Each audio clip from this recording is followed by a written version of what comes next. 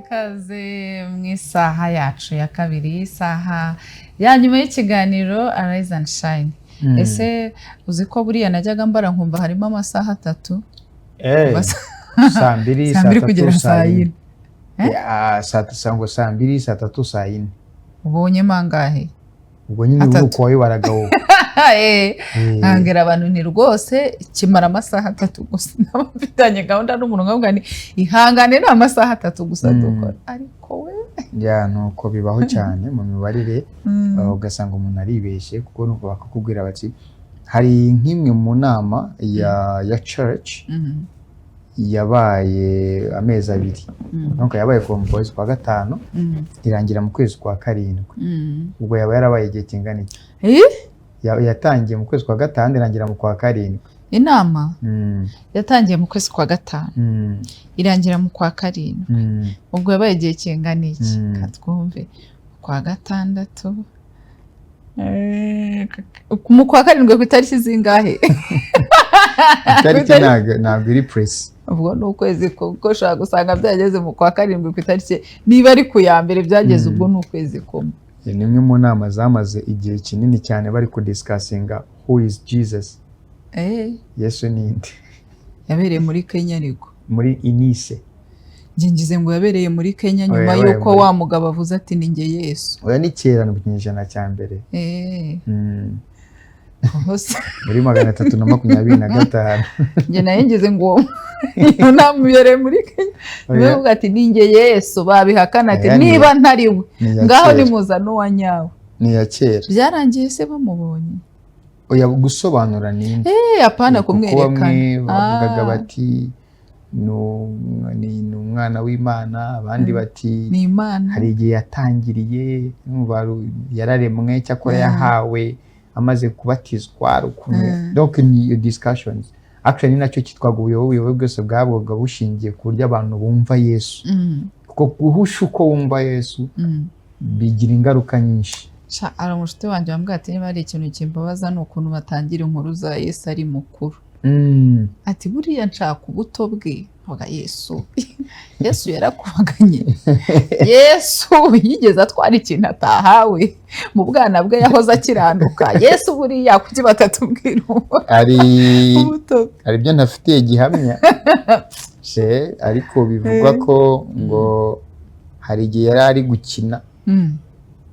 Nyuma yikorera inyoni mu byondo ngo ahushyemo arayibumba. Yarabumbye nyine nk'umwana uri gukina. Yego. Ahushyemo nyine ituguruka. Cya kintu cyari icyondo. Yewe bwa buto bwe ntabwo bwari busanzwe. Iraguruka. Ariko nanone muri Quran muri Surat Miriam niyo nari mfitiye amatsiko. Yo narayisomeye nta wayinsomeye. Surat Miriam yo narayisomeye, abantu bashobora nabo kugenda bakabyisomera. Niyo mu gitangaza gikomeye nuko bavuga yuko Miriam nyine cyangwa se Maria yabaye ikiragi kuko byari biri kuvuga inkuru nyine numva yabyaye nta mugabo. Miriam ni nawe Maria burya. Yego. Ko hari indirimbo ivuga ngo Miriam yarakuririmbye ni Maria baba bavuga. Ngo Miriam yarakuririmbye na Dawidi arakuririmba. Miriam ngo nimba ari mu cyarabu nimba ari iki nuko babivuga. Hanyuma bavuga rero yuko yaracecetse ntiyavugaga. Hanyuma rero batangiye kumwataka. Yesu ari mu nda ari agahinja. Abari bubasobanurira arababwira mureke mama nge navuye ku Mana. Aranavuga se cyane. Ijwi rirasohoka. Ngo ijwi rirasohoka niko babyandika. Nidusoza ikiganiro ndabikwereka. Nidusoza ikiganiro. Baba we. Nidusoza ikiganiro ndabikwereka mu buryo bworoshye. Aravuga mu nda. Niko babandika. Umugani bajyaga baca wa kabundi ka kajagi wigeze wumva? Gaki kaki? Kabundi ka kajagi. Niba bivuze neza ariko uwo mugani ndawuzi. Wavutse avukana ubwanwa ari mukuru. Kabundi ka kajagi nyine. Yaravutse ari ruhinja avukana. Ariko ni umugani nyine usanzwe uraho ngaho. Nyine ariko ni ibintu twemeje. Okay. ngayo nguko reka rero uko byagenda kose harimo ibintu byinshi biba bihari abantu bashobora kuba banamwibazaho ibyo birahari ntabwo twabitindaho cyane rero ko twakomoje yuko ikiganiro tugiye kwitsaho no kureba uruhare rw'urubyiruko mu rugendo rwo kubaka igihugu ni ukuvuga ngo ni rwa rubyiruko ariko wenda rutagize uruhare mu kubohora igihugu ariko noneho rwa rubyiruko rwabohorewe igihugu rugahabwa igihugu rwagize uruhe ruhare cyangwa se n'uyu munsi mu rugendo ruri gukora uruhe ruhare kugira ngo koko rwa Rwanda rutere imbere ariko runakomeze kuguma rutera imbere. Ese tugaruke inyuma gato niba wiyibuka nko ku myaka 17 wari ufite ibihe bitekerezo ubwo ntabwo nagukenesha ku myaka 17 haryo buriya 17 ibitekerezo byanjye se buriya byari bimeze gute hari byo gutera imbere nyine yego warabitekerezaga gutera imbere cyane ariko icyo gihe urumva ngenda nari mfite inzozi ku muhanzi umuhanzi ndamureba njye urumva nari urumva nakuze mu butoya bwanjye kubera mu butoya bwanjye nari umukinnyi mwiza wa filime wa makinamico I was good ndabizi ko ndi n'umudirector ubwo njye ngize ngo ni ibintu wiyongoje vuba oya ego gahamanya rwose ni ibintu nakoze abazi tujya muri ligue twajyaga muri ligue hano Kacyiru tukamarayo iminsi 3 mu giterane cy'abana ndabyibuka nakoze interview ya mbere na Victoria Nganyira bagifite yaragiye ubundi barikodingisha kuri cassette iro barayibonye yego niyo barikodingisha ndakwemeye bari ikiganiro na Victoria Nganyira twakoze televiziyo na Hadia Mutoni mu kiganiro cy'abana oya pe iyo dukina kinamico nakinyo icyo gihe nari umusabirizi yego musabirizi urumva undemye agatima numvise ko rore itajya inkurikira umuntu yego y'umusabirizi nigeze gukina mfite umugore ariko ndi umusinzi umugore ndamureba kandi niyo rore mu marore numva narakinnye mwakino kuko icyo gihe barabuze bati barebe uriya mwana nimba koko atasinze ngo wari wayikinnye neza narakinnye neza cyane so rero nari mfite ibyo bitekerezo byo kuzaba umu acteur kuzaba umuhanzi yego nyuma rero biricuri urumva ko wowe nibura hari ukuntu byari bimeze hari ukuntu rero nkanjye nitanzeho urugero muri 17 cyakoza wenda navuga gato ngiye kurangiza kwiga rero natekereza ati nkirangiza mpita mbona akazi nari meze nk'umuntu ufite aho yakabitse mpita mbona akazi none ikintu cya mbere nateze navuga ati nzahita nkubita irasta rigera ngenda meze gutya urumva n'ibyo bitekerezo nkajya mvuga ati ariko mana nzajya ngura utuntu noneho nzajya mfasha abana ngo nzajya mfasha ibigo by'imfubyi ngo nzashinga ibiki urumva mbese ibintu biri ku kigare kandi udatangira kwibuka byinshi ewe ntabwo ndi kwibuka ntabwo ni ndabona utangiye kwibuka ahubwo se ko numva ari bwongeze kwibuka mugani reka tumaze ariko uzabikomeza icyo nari ngiye kukubwira we iyo niyibutse ku myaka 17 na 15 narangiza nkibuka ukuntu bavuga ngo inkotanyi ziza kubohora igihugu harimo abafite 15 na 17 mvuga ati mana mbabarire gukoresha ubuto bwanjye uko bidakwiye numva isoni bore kugaspiye ubuto bwanjye nta kindi agiye kurangiza mu gatatu ariko nanone situation umuntu arimo situation abavandimwe barimo na situation wari urimo ni situation ebyiri ziba zitandukanye ndetse cyane urumva reka tureke kwibuka ubuse bwuje ukampamagara reka tureke kubitaramira reka tudakomeza kwibuka kuko kwibuka byaba kwibuka ahubwo kuri tekinike wadufashe n'ubundi twinjire mu kiganiro cyacu cy'uyu munsi twaganiriye n'umwana w'umukobwa twabora Nyirarukundo ushize imbaraga cyane ari mu bavolontaire makorerabushake kandi bari kugira uruhare rukomeye cyane mu iterambere ry'igihugu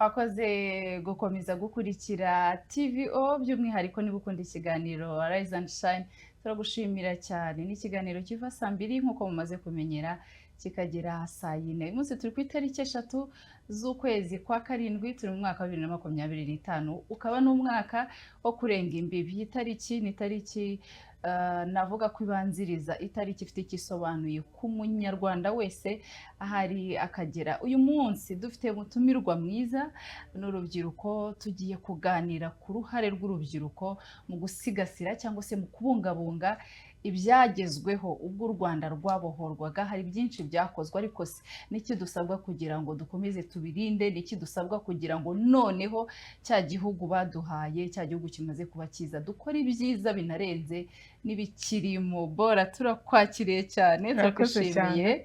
Yego, ngenda kuzi, ariko noneho ndagira ngo nawe nguhe umwanya wibwira abantu bakubonye bwa mbere. Murakoze cyane. Nk'uko wari ubivuze, amazina ni Bora Nyirarukundo, nkaba ndi umwe mu bajene b'abakorerabushake bakorera mu karere ka Nyarugenge. By'umwihariko nkaba nshinzwe kumenyekanisha ibikorwa byabo bya buri munsi ku mbuga nkoranyambaga cyangwa se mu itangazamakuru. Wow, ndumva ahubwo akazi kanjye n'akawe bijya guhura. Turakwishimiye rero, si ubwa mbere tukwakiriye hano.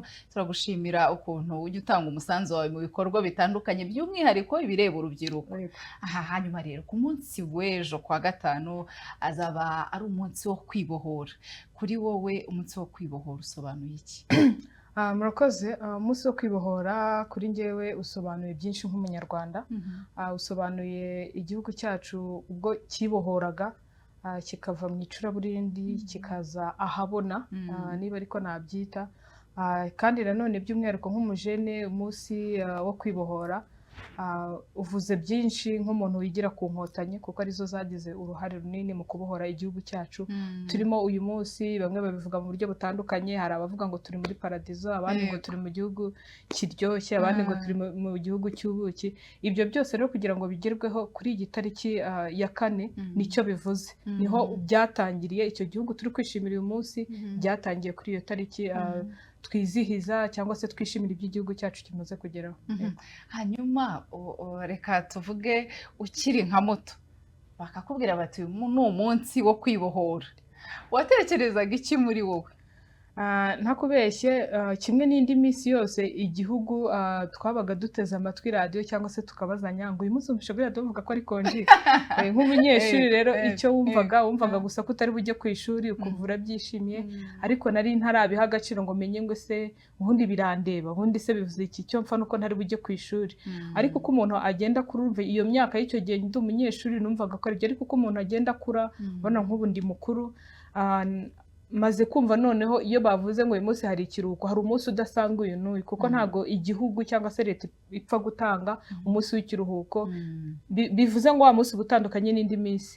So rero kuri ubu ngubu iyo bavuze umunsi wo kwibohora utandukanye nuko kera nkiri umwana numvaga ko ntari bujye ku ishuri ari konji. Ubu ngubu aho ugomba numva ari igihe cyo kongera gutekereza, ese kubera iki ubundi u Rwanda rwibohoye?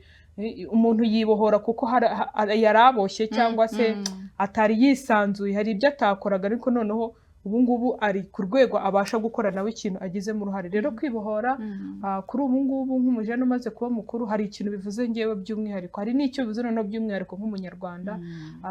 Tutangira nahoze ndavugana inkotanyi. Buriya nge iyo bavuze kwibohora numva inkotanyi cyane, numva kuko nabo bari batoya nk'uko nge nawe twicaye hano turi kubivuga, ariko bafata iya mbere baravuga bati bene wacu, kuko ngira ngo iyo tuvuze inkotanyi turabizi ko rwari urubyiruko rubamo, narwo rwahunze kandi ruhunga iwabo, rurameneshwa ruhungishwa iwabo, kandi rumeneshwa na bagenzi na bene wabo b'abanyarwanda. Ariko none igihe kiragera avuga bati ko kiriya gihugu ari icyacu, kuki ubundi tugomba kuguma mu mahanga, bari na batoya.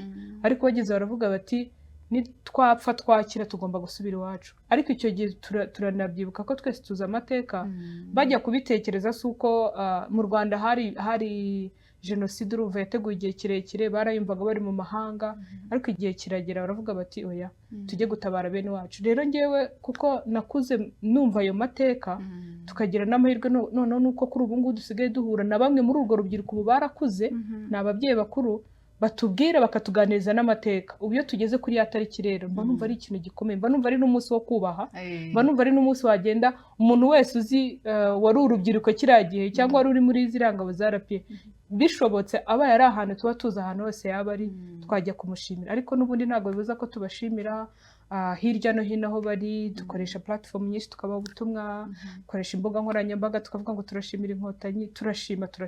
So bivuze ngo rero iriya tariki ivuze byinshi kuri njyewe ndetse no ku banyarwanda muri rusange. Urakoze cyane. Hari nk'umuntu udukurikiye ari urubyiruko akavuga ati gusa uyu munsi impamvu zo kuwizihiza ni izihe? Ubwo wenda ari muri bamwe n'ubundi na gahunda za leta zisanzwe abatazijyamo, n'umuganda se n'ibindi. Ndagira ngo umbwire nka Bora, uracyari urubyiruko n'ibyo, ariko noneho tubwire nk'impamvu enye cyangwa zingahe izo ubona hafi, impamvu nyamukuru zishobora gutuma umuntu avuga ati mfashe icyemezo uyu munsi ngomba kuwizihiza.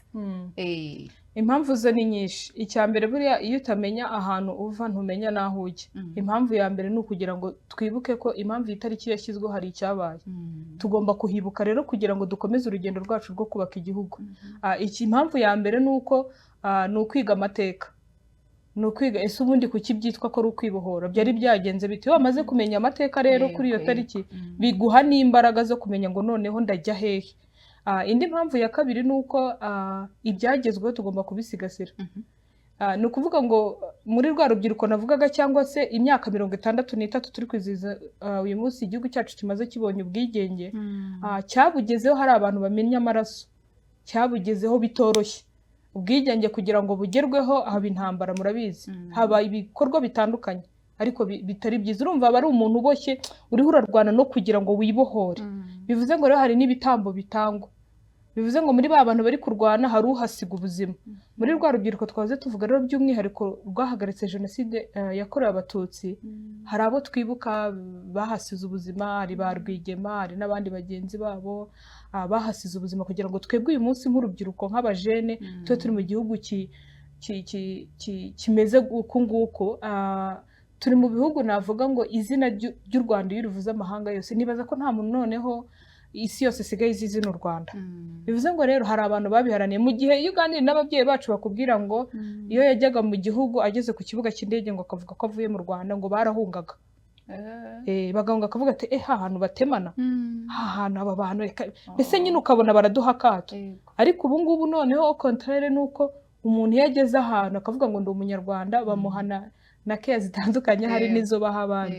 Bivuze ngo rero ntabwo byikoze, hari abantu babikoze. Bivuze ngo rero muri ibyo bintu bine warumbajije ni uko kimwe cyo harimo gusigasira ibyagezweho, harimo gusigasira amateka. Hari abaduhaye ibyo dufite uyu munsi.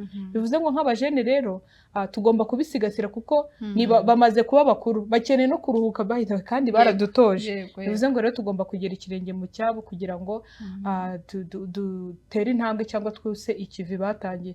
Ikindi cya gatatu navuga ni uko tutagomba kwibagirwa ko turi Abanyarwanda kandi tugira indangagaciro zituranga. Mu ndangagaciro zituranga navuga kimwe cy'ingenzi kinakomeye ni ikijyanye n'ubumwe n'ubwiyunge. Iyo tuvuze ubumwe n'ubwiyunge rero ni ukugira ngo nkurebe mbone kuri umuvandimwe wanjye. Umunyarwanda twese turi bamwe, tuvuga ururimi rumwe. Ngira ngo ni natwe igihugu cy'umwihariko ku isi kigira abaturage bavuga ururimi rumwe bakumvikana, no mu baturanyi bacu. Ariko ngira ngo n'Abarundi ahari ni twebwe n'Abarundi, ni twebwe n'Abarundi tugira ururimi rumwe, igihugu cyose kibasha kuvuga tukumvikana. Wagera mu baturanyi bacu hari hirya bagira indimi 200, wagera hano hirya nabo ugasanga.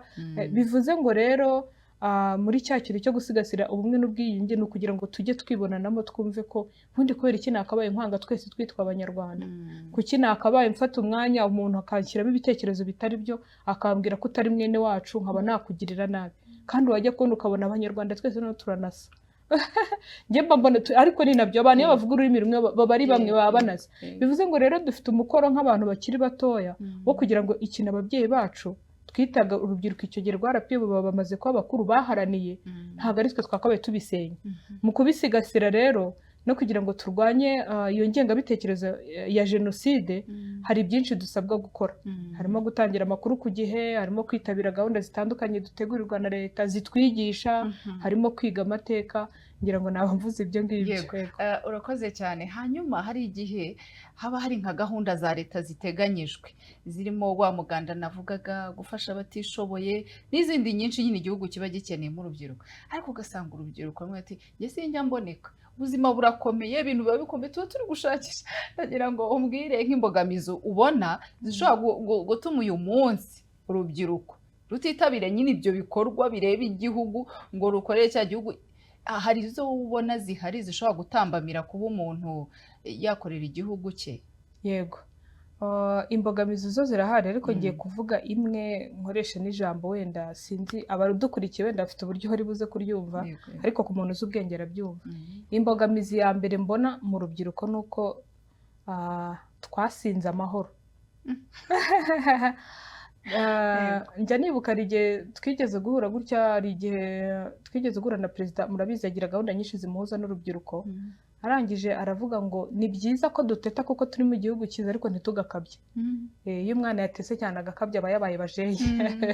Bivuze ngo rero imbogamizi ya mbere njya mbona, turi mu gihugu kiryoshye ariko ukabona hari abantu b'abajene cyaryoheye cyane kirakabya, barakabya ku buryo uba ubona uvuga ngo ni ibintu bizahoraho.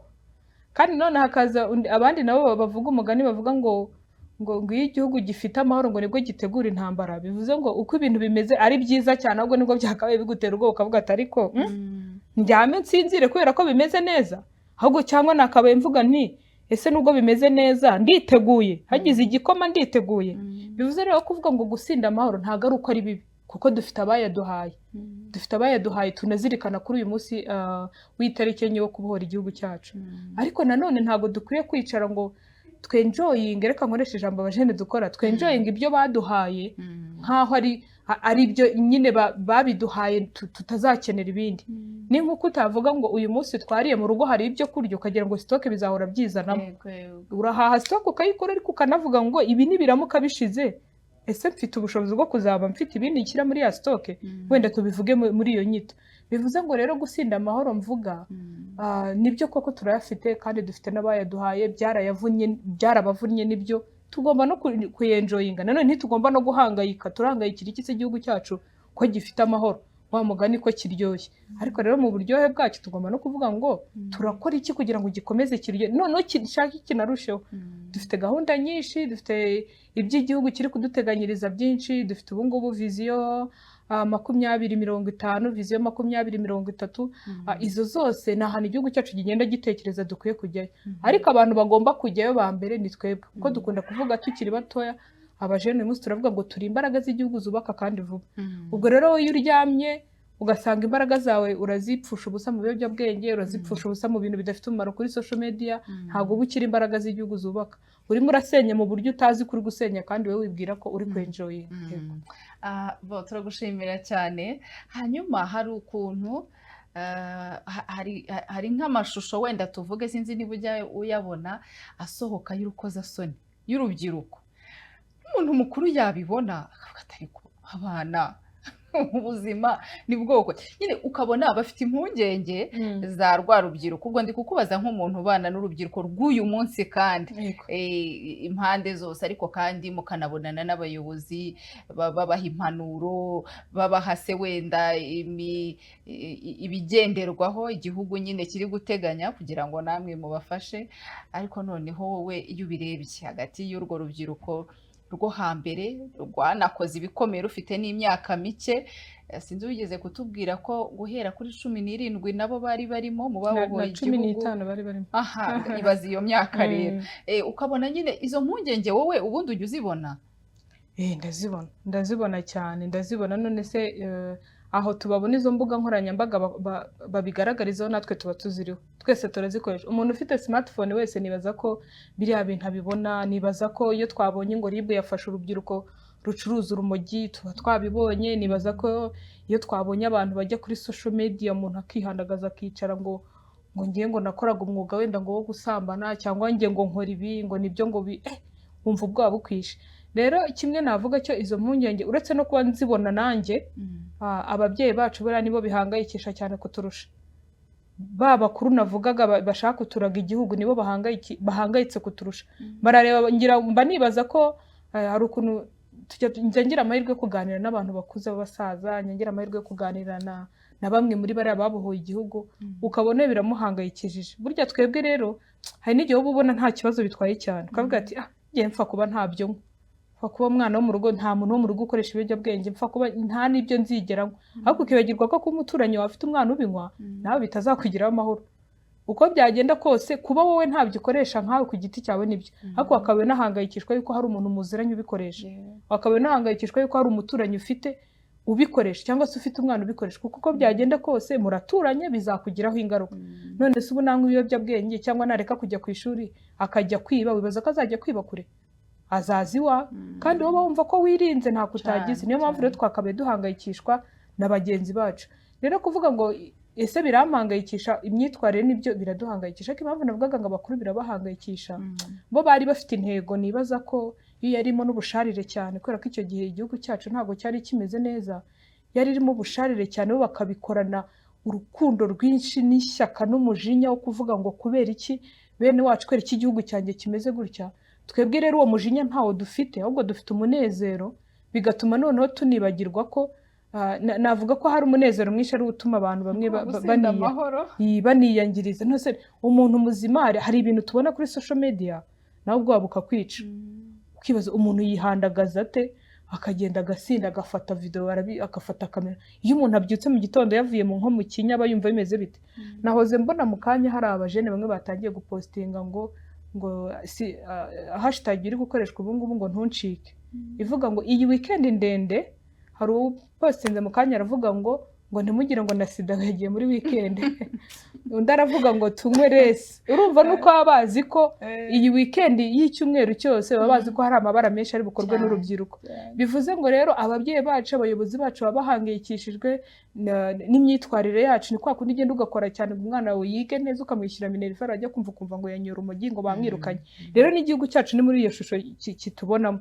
Ababyeyi bakavuga bati abayobozi batutegura izo gahunda zose, ariko wajya kumva ngo RIB yafasha abantu ngo bari basinze cyangwa ngo watwaye wasinze. Imyitwarire tugenda tugira nk'urubyiruko niyo ituma ababyeyi bacu bahangayika, ariko natwe muri rusange twakabaye ubwacu duhangayika, tukibaza tuti iki gihugu turi kuvuga ngo twubake u Rwanda twifuza, tuzarwubaka dute tudafite ubuzima buzima? Buri muntu unywa ibiyobyabwenge, umuntu unywa inzoga nyinshi, udashoboye kuzireka wanywa gakeya, ariko kunywa nyinshi zigeraho zikwangiriza ubuzima. Ntago ba bantu babohoye iki gihugu turi kwizihiza umunsi, sinzi ko tuzageza ku myaka bafite ubu ngubu. So guhangayika rero ndahangayitse. Yego. None se urabona urubyiruko rukwiye gukora iki? Duhe inama pe. Urubyiruko rero icyo dukwiye gukora ni ibintu byoroshye. Icya mbere ni ukubanza gusobanukirwa icyo ushaka. Iyo amaze gusobanukirwa icyo ushaka, ni ukubanza kumenya n'uwo uriwe. Iyo amaze kumenya uwo uriwe rero no kumenya icyo ushaka, usigara uvuga ngo ndakora iki. Ibyo gukora rero birahari, kubera ko dufite igihugu kidutekerereza, dufite igihugu kiduhoza ku mutima. Ngewe nibaza ko nk'abayobozi cyangwa se igihugu cyacu, leta mu mbaraga bagira nyinshi zibatwara ibintu byinshi, harimo gutekereza ejo hazaza h'igihugu cyacu.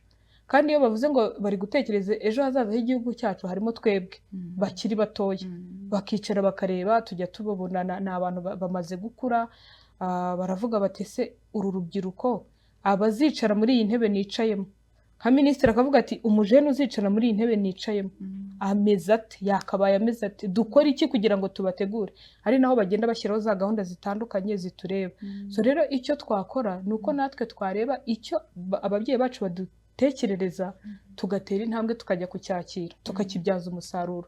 Nk'ubu ngubu umuntu aricara akavuga ngo reba ngo abanyeshuri ngo basoza kwiga kaminuza ngo uko abangana, nk'ubwo leta ngo izabona ngo akazi kadukwiye twese. Nta nubwo ari ngombwa ko umuntu akora akazi ka leta. Yego yego. Niyo mpamvu leta ishyira gahunda zitandukanye zijyanye no kwihangira imirimo. Niyo mpamvu mwumva mukumva ngo za made in Rwanda, niyo mpamvu mujya kubona ukabona ibikorwa bikorerwa iwacu barabiha imbaraga cyane. Ni ukugira ngo na wa mujene wagize igitekerezo abyuke mu gitondo, icyo yatekereje gukora imushyigikire. Hari gahunda nyinshi, hari banki ziteza imbere urubyiruko n'abagore, zigatanga igishoro cyangwa se inguzanyo idafite ingwate.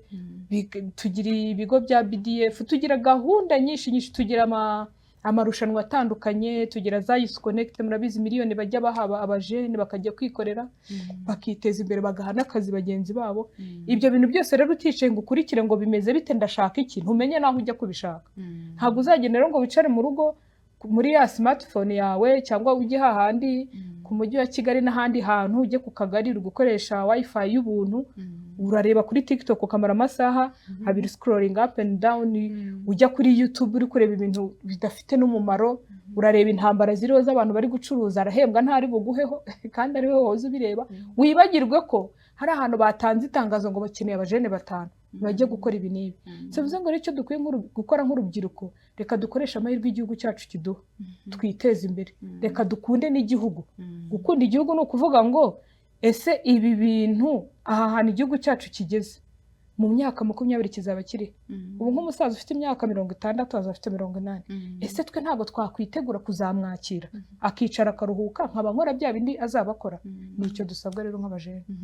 Urakoze cyane, turacyari mu kiganiro Rise and Shine, turi kumwe na Bora Nyirarukundo n'urubyiruko, ariko tuganiriza ibyo twakora nk'urubyiruko kugira ngo dukomeze dusigasire ibyubatswe byagezweho. Bo iyo bavuze gusigasira cyangwa se kubaka ibyagezweho cyane cyane kandi babivuga babibwira urubyiruko, baba batubwiye gukora iki? Iyo bavuze ngo ibyagezweho rero ngo turasabwa kubisigasira gute? Ni ukuvuga ngo gusigasira ikintu cyarakozwe kiri hariya, kugisigasira ni uko ugomba kukirinda kikagumaho, ntigisenyuke, ntibakibe se wenda n'urugero, ku buryo n'undi muntu uzaza azasanga cya kintu kiriho. N'urugero nk'ubu ngubu igihugu cyacu urwego kimaze kugeraho, dufite abantu benshi batatwishimiye, dufite cyane abaturanyi, nta nubwo ntinya kubivuga, ni ibintu bizwi. Gusigasira ibyagezwe, ushobora kwibaza ngo ko ntari bujye gufata imbunda ngo ujye kurwana n'umukongomani wirirwa udusebya, ngiye ko ndi mu Rwanda ko RDF ariko kazi kayo, ngewe ndakora iki? Ariko uzi muntu buriya dusigaye dufite intambara ibera kuri social media iruta y'amasasu, irayiruta pe, kubera ko abantu baratanga message bakangiriza isura y'u Rwanda nta mbunda yafashe, ugasanga hari abantu babyemeye ko ariko bimeze. Ubwo se aho ngaho wakwirirwa ubaza ngo urakora iki? Ufite internet y'ubuntu, turi no mu bihugu bigira internet yihuta cyane inahendutse, ongeraho ngo ihendutse cyane. Uricaye umuntu aravuze ngo u Rwanda ngo barabeshya ngo gutya na gutya ngo haba ruswa, simbizi ngo u Rwanda ngo wenda ngo abantu bishwe n'inzara, umuntu akajya kuzana ifoto mu 2000 y'umujyi wa Kigali, tugifite ya mazu wenda ya nyakatsi yo muri 90 na kangahe, ngo dore ngo mbabwira ngo nge mpagaze mu Rwanda. Urabizi neza uhagaze ari umujyi muri ari amataje, urabizi neza ko mu Rwanda tutakigera nyakatsi, ukamureba ukigendera ngo hango sinshaka kwivanga muri politiki, ngo reka ngo ibise birande gute se bitakure. Urabizi neza urahamanye n'umutima wawe ko icyo kinavuze atari cyo, ariko gufata nawe ni ifoto waba utayifite muri telefone yawe ukagenda ukandika muri internet muri Google ugashaka amafoto y'u Rwanda dufite uyu munsi, mwereka u Rwanda dufite uyu munsi, kuko urabizi neza ko ari kubeshya. Uzi ukuntu ubutanze umusanzu ukomeye, icyo gihe ubusigasiye isura y'u Rwanda dufite uyu munsi, sibyo? Abantu benshi bumva u Rwanda bakibaza niba ari rwo turi kuvuga, hari nabo birenga bakumva ari paradizo turi kuvuga, ariko ibyo birumvikana kuko iyo ugereranyije u Rwanda rwa mbere ya jenoside yakorewe Abatutsi n'u Rwanda turimo uyu munsi ni ibintu bibiri bihabanye. Nitwe dukeneye rero kurubabwira. Umuntu arabyuka mu gitondo ari umunyarwanda akanabeshya kubera ko bamuhaye amafaranga, akagenda akavuga ngo nge bangiriye gutya na gutya, ukabireba urabizi neza ko atari byo. Ururimi yandikamo izo ndimi zose turazikoresha mu Rwanda, utanabizi none ubu byaranoroshye, ujye kubaza Google, ukore Google Translate, ujye kuri ChatGPT wandikemo ikinyarwanda bigushyire mu cyongereza, ugende nawe umubwire turabeshya gutya na gutya. Umuntu aragenda akandika akagoreka amateka y'u Rwanda akavuga ngo mu Rwanda ngo habaye jenoside ebyiri, urabizi neza ko atari byo. Urabizi wize kuva muri primaire wiga uko jenoside yateguwe, mu gihe cyo kwibuka buri munsi batwigisha amateka. Arabivuze, urabibonye ko atari byo, uracecetse ngo ntushaka kwivanga muri politiki. Wowe ku giti cyawe wakubeshyira wakwishima? Ntabwo wakwishima. None se niba utakwishimira ko bakubeshyira, kuki babeshyira igihugu cyawe ugaceceka? Ufite internet wanabisomye, uzi ko n'Imana izabitubaza nibura wenda urakaba utabibonye, ariko buryo uko umenya byinshi nako uzabazwa byinshi, sibyo? Rero nibaza ko gusigasira ibyagezweho nuko isura nziza dufite nk'u Rwanda, ukuri dufite nk'u Rwanda. Nk'ubu ngubu mwabonye ko dufite gahunda nziza yo gutuza abaturage batuye mu manegeka heza, nibaza ko umuntu wese ubonye ariya mazu mwarabibonye mu karere ka Nyarugenge yari umurenge wa Gitega, ariya mazu ni meza cyane, urahagera ukumva nawe ntubyumva. Umuntu arajya kuvuga nigeze kubona mbona abantu barimo kuyasebya, hari abayavugaga neza bavuga ati murebe u Rwanda, aya ni amazu leta yubakiye abantu batishoboye ibakura mu manegeka, kuki utajya aho ngaho ngo nawe bisapotinga umushyigikira uvuga ati nibyo, ugenda uzane n'ibindi ubereke, ujye no kubasura, ejo bundi barayatashye, urebe ukuntu abaturage bishimye mu mafoto ubonaga basa neza. Wa muntu uri kuyasebya afata ka gafoto umwereke n'umuturage ari kwishima, icyo gihe urimo gusigasira ibyagezeho. Mu bundi buryo bwo gusigasira ibyagezweho ni uko turifuza ko umuturage agira ubuzima bwiza. Muri gahunda yacu ngira ngo imyaka ya manifeste ya nyakubahwa perezida wa repubulika, iyi manda tuherutse kumutorera, nuko harimo gushyiramo umuturage ku isonga. Arifuza ko umuturage w'u Rwanda iyo ateye imbere igihugu gitera imbere muri rusange. Dufite amazu meza, dufite imiturirwa myiza, dufite igihugu kiryoshye, ariko noneho turashaka ko n'umukene ava muri bwa buzima arimo bubi, ature mu nzu nziza, anase neza, abona n'icyo kurya. Ibyo bintu rero kuvuga ngo muri rwa rwego rwo kumushyigikira ni uko hahandi dutuye tuba duturanye n'abantu batishoboye. Ni urugero, tuba dutuye, nubwo leta ikiri kubaka ishyira umuturage ku isonga, ntabwo byose byahita bigendera rimwe. Turacyaturanye n'abantu batishoboye. Wenda urwego bariho rw'ubukene ntabwo rukabije cyane mu gihugu cyacu, ariko nanone hari umuntu nawe ureba ukabona ko hari ubundi bufasha akeneye. Kuki hahandi dutuye udashobora kugenda ngo mwishyire hamwe nk'abajene, vuge muti nk'abajene 50 dutuye kano kagari, ko twese dufite akazi, buri wese atanze 5 twakora iki?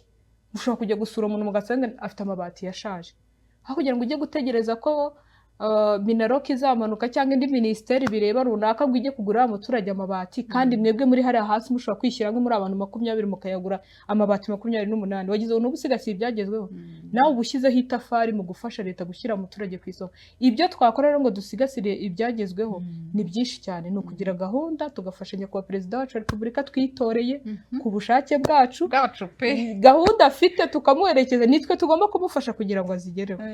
None se bo uko hari nk'urubyiruko rudukurikira ruvuze ati buriya bora yagezeyo, twe tumerewe nabi, nta kintu dufite, nta kazi, ntaki, duhera ubutumwa abo bantu tunasoza. Ikintu cya mbere ntago nge nemeranywa n'abantu bavuga ko nta kintu bafite. Kuba ufite amahoro ufite ibintu byose. Ese bo wa mugani uhita unabijyanira rimwe, urubyiruko, umuntu udukurikiye adafite akazi hari uruhare yagira ku gihugu cye? Cyane. Dufashe. Icya mbere uruhare yagira nuko agomba kumva ko agomba kuba ufite akazi. Ntabwo dushaka abajene bakennye. Iyo umuntu akennye agira umutima mubi, iyo umuntu akennye agira nyine nta mbaraga agira zo kumva nawe aba yihebye, ubwe aba akeneye ubufasha. Ariko rero kuba turi mu gihugu gifite amahoro, ubwabyo ni ikintu cya mbere cyakabaye kigufasha kumva ko utagomba gukena. Ikindi cya kabiri, dufite amahirwe menshi ashyirirwaho by'umwihariko urubyiruko n'abantu muri rusange. Nibyo nigeze kuvuga, ndavuga ni wowe nugenda ukibera mu nzu uryamye, ntago amahirwe azaza ngo akomange ku rugi rw'iwawe, ntibibaho. Ugomba kuva aha hantu ukajya hanze ukavuga ati ariko ibyo bintu mpora numva bavuga ayo mahirwe bahora ubundi aba hehe? Kugira ngo umenye aho aba rero nuko icya mbere ni amakuru, nuko ugomba kujya gushaka amakuru. Hari gahunda nyinshi leta yagiye ishyiraho zifasha urubyiruko kwihangira imirimo. Hari gahunda, hari amabanki tugira akorana na leta mu guteza urubyiruko imbere, bakaguha igishoro nta ngwate. Tugira noneho n'ikigo cya BDF cyo kigufasha no kukwigira umushinga. Hari igihe uba ufite ibitekerezo ukumva wabuze ukuntu bishyira ku murongo ngo bibyare igikorwa. Ibaze ko noneho leta nta kwitagira igashyiraho n'abo bantu ujyana igitekerezo batakwishyurira amafaranga, bakagufasha kugishyira ku murongo. Bakumva ari n'igitekerezo gifatika bakaguha n'amafaranga kugira ngo ubashe kwiteza imbere. Dufite aya marushanwa y'ibikorwa bigenda bitandukanye, dufite Youth Connect, twagiye tubonamo abajene ubu bafite bagiye baha abajene bagenzi babo akazi. None se ubushomeri nibyo, ntabwo twese twabonera akazi rimwe, ariko nanone nibura wowe se ukora iki kugira ngo ukabone? Ko turi mu gihugu gifite amahoro, wowe ukora iki kugira ngo ukabone? Nibaza ko rero ya mahirwe atandukanye ahari, twebwe dukeneye gutera intambwe tukava aha hantu turi, nawe ukareka no kwiyumvisha ko nta kazi mfite, nta mwene wacu mfite ukomeye uzajya kunsabira akazi, iwacu ni abakene. Oya, ibyo byose ushobora kuba ntabyo ufite, ariko hari amahirwe ahari. Ubu ngubu uragenda ukagaragaza ubumenyi. Ikindi cya kabiri, tujye no kwiga. Iki gihugu cyacu kiri kwiruka, dukeneye n'abantu bize. None se ubu nk'ejo ntimwabonye itangazo rihari ry'abantu bashaka kujya mu gisirikare? Mwabonye itangazo rihari ry'abana bakeneye abantu barangije segonderi bakeneye kujya muri rizavu? none se kuki bavuga bakavuga ngo dukeneye abantu ngo barangije umwaka wa 6 wisumbuye, nutajya ku ishuri ukava aho uri mu cyaro ngo ngiye gucuruza inkweto i Kigali ntabwo bizakunda. Tubanze rero twisobanukirwe tumenye icyo dushaka, ntukabyuke mu gitondo gusa ngo nta kazi mfite kandi nawe nta ruhare wabigizemo ngo ukabone. Turi mu gihugu kimeze nk'iki, ahubwo Imana izakubaza impamvu utagafite. suko Yego, turagushimira cyane, amasaha yanatujyanye, ariko kandi niba hari ubutumwa ufite ku munsi w'ejo, umunsi wo kuwa 5 nibwo tuzaba dufite umunsi wo kwibohora nyirizina, niba hari ubutumwa ufite ntakugendana ijambo ni karibu utange noneho dusoza. urakoze cyane, ntabwo ubutumwa nabubura. Ku munsi wo kwibohora turashimira abantu bose babigizemo uruhare kugira ngo igihugu cyacu kibe kigeze ahangaha kigeze uyu munsi. By'umwihariko turashimira inkotanyi zabohoye igihugu cyacu, turashimira inkotanyi zarokoye abanyarwanda zigahagarika jenoside yakorerwaga abatutsi. Turanabashimira ko dukomeje kubana muri urwo rugendo rwo kubaka u Rwanda twifuza. Rero uriya aba ari umunsi wo kubazirikana no kuzirikana ibyagezweho batugejejeho kugira ngo dukomeze tubisigasire. Hanyuma ikindi navuga ni ugukangurira abantu tukiri batoya, abantu b'abajene, kugira ngo natwe tugire wa mutima nk'uw'inkotanyi wo kumva ko dukwiye gufata igihugu cyacu tukajya turirimba gusa ngo u Rwanda twifuza, ngo Afurika twifuza, kandi isaba ko tuvunika, isaba ko tuyikorera. Icyo nabwira rero abajene ni uko igihugu cyacu kiradukunda, igihugu cyacu kidutekerereza ibintu byinshi, ni ahacu ngo natwe dutere intambwe dukoreshe ya mahirwe gitanga, rwa rukundo kiduha dukwiye kurubyaza umusaruro. So rero ngira ngo nyine kuri uriya munsi nanone nongere nsaba abajene, hari ibiganiro byateguwe, uriya munsi uzizihirizwa ku rwego rw'umudugudu, kugeza ubu ngubu niko biteganyijwe. Tuzitabire, dukeneye kujya kuganira na bariya basaza, twumve impanuro baduha, tumenye ngo bimeze bite, batuganirize ku mateka, twumve n'icyo batwifuzaho. By'umwihariko rero kuri uriya munsi urubyiruko ntituzaryame, tuzajye kumva ibiganiro. Murabizi ko ntabwo bigitinda, ntabwo bimara umunsi wose gufata izi konji zose. Baze ko leta yaduhaye konji, nubwo wenda hari abatazigiyemo, hari ababonye umwanya wo gushaka amafaranga, ariko kuzafatamo amasaha make tukajya kwifatanya n'abandi baturage hariya dutuye, tukumva ibiganiro. Ikindi tugasakaza n'ubutumwa, tukereka isi yose ko twibohoye koko, tukabereka. Tuzaba dufite ibikorwa bitandukanye, ubabwire ati igihugu cyacu twibohoye kuri iki n'iki, tuzabwira isi yose ko duhari. U Rwanda rero navuga ko kwibohora cyatumye bibaho nyine nuko never again. Tugomba guharanira ko ibyabaye mu gihugu cyacu, jenoside yabaye, itazongera ukundi, hanyuma tuzagira umunsi mwiza. Nawe turakwifuriza kuzagira umunsi mwiza wo kwibohora. Namwe mudukurikiye turabashimira cyane, turabifuriza nuko muzagira umunsi mwiza wo kwibohora ku munsi w'ejo wo kuwa 5. Mugire umunsi mwiza.